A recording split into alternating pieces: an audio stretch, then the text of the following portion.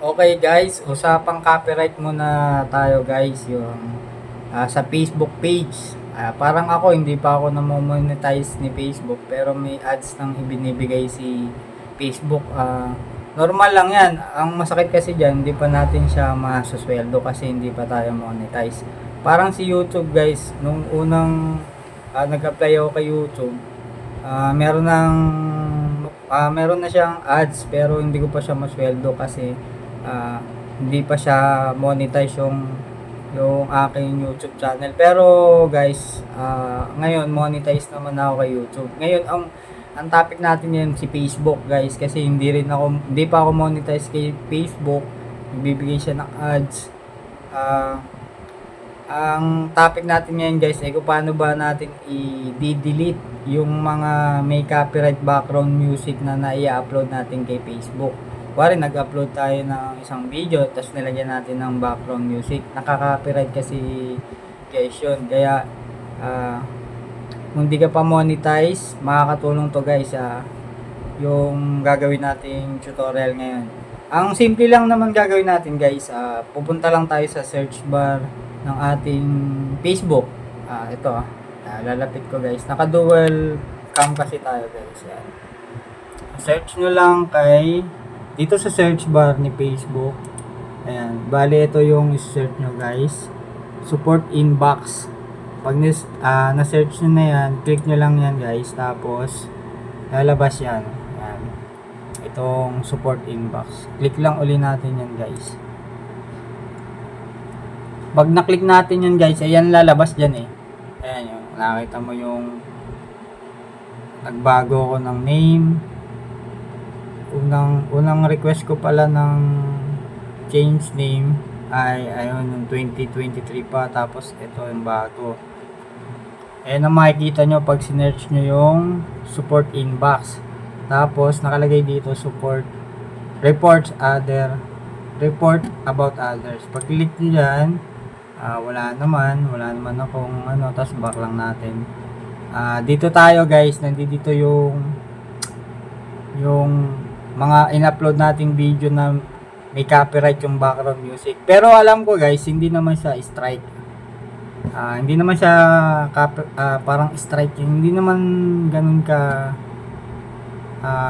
kasakit, parang ganun. Parang hindi ganun kasama yung copyright na nagagawa natin. Yun lang sa pagkakaintindi ko guys. Pag click natin yan, may copyright ako. Yan eh. Actually, 3 yan yung copyright ko na may background music. Copyright updates to review. Yan. Kaya buburahin lang natin yan guys. Bali, gagawin natin. I-click lang natin yan. Ayan yung copyright to. Na-copyright ako ni Facebook. Yan yung perfect, yung tawag dito yung kanta ng One Direction.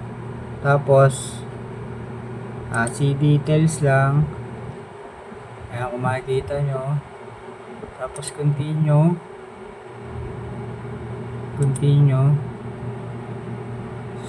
lang. Ayan, tapos lalabas na yan. What would you like to do? Ayan. I-remove na natin yung video guys. Ganun lang kasimple. Click lang natin yan. Tapos continue.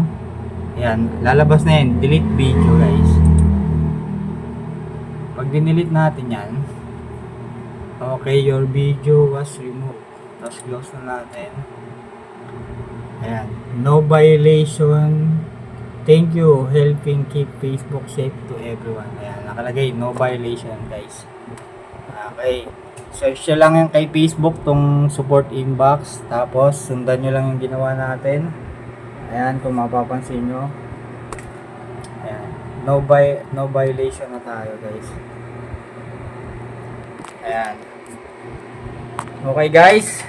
Sana sa basic na to, lalo na kung di pa kayo monetize kay Facebook, parang ako guys, makakatulong tong video na to. Para baka hindi nyo napapansin yung na-upload nyo is copyright na pala. Nakaka-copyright na pala yung background music. ng video na ina-upload natin ay baka di pa natin nalalaman. I-delete na natin guys. Huwag na nating panghinayangan. Parang ako yan. Nakita nyo. No violation na tayo. Tapos ayun, nakapag-submit na rin naman ako ng